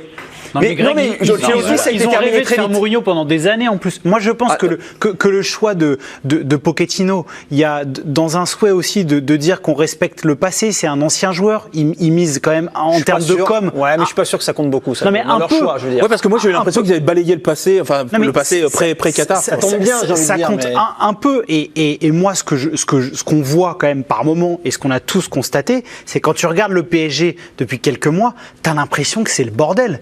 Et là où je rejoins Étienne, c'est que Leonardo, il a la pression parce qu'il était censé ramener de l'ordre et que son entraîneur s'est permis de dire des choses en conférence de presse absolument incroyables, qu'il n'a pas réussi, entre guillemets, à avoir de l'autorité sur son temps d'entraîneur avec qui il s'entendait pas. Pas d'autorité également sur les joueurs, parce qu'il y a des blessures, mais il y a aussi des joueurs qui n'ont pas toujours tout fait pour être prêts physiquement. Et donc on prend un entraîneur qui est réputé pour être un super meneur d'hommes et avoir de la poigne. Donc c'est aussi là-dessus, c'est par rapport au vestiaire, comment tenir le vestiaire, comment le faire progresser, parce qu'il y a un constat d'échec sur Leonardo. Justement, ça veut dire qu'en cas d'échec, qui est le premier comptable désormais?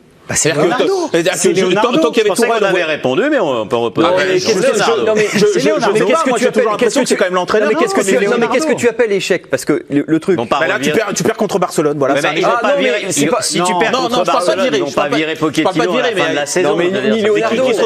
Non mais Leonardo, tout à l'heure on en a parlé, c'est la balance de transfert où ils sont pas contents, c'est la prolongation de contrat des deux gars. C'est-à-dire qu'il a des objectifs secondaires par rapport aux sportifs. Enfin, j'ai l'impression, je vois pas pourquoi on ferait sauter Leonardo parce qu'ils perdent contre Barcelone. Ah non. Voilà. Bon, et vous voyez, musique de Noël. Mais oui, parce que c'est quand même l'esprit de Noël, malgré. Peut-être pas pour tout le monde, peut-être pas pour. Giovanni m'a toujours pas fait de cadeau. Thomas Tourelle, oui, mais. Peut-être à la fin de l'émission. Mais c'est prévu, Est-ce que vous pouvez juste permettre d'avoir une pensée chaleureuse pour Stéphane Guy? Eh ben oui, effectivement, voilà, c'est passé, effectivement, voilà, une pensée. On peut et on doit. On a bien raison, c'est aussi ça l'esprit de Noël, d'être solidaire. Merci en tout cas, merci de nous avoir suivis. Bon réveillon à tous, joyeux Noël, passez de bonnes fêtes, à bientôt.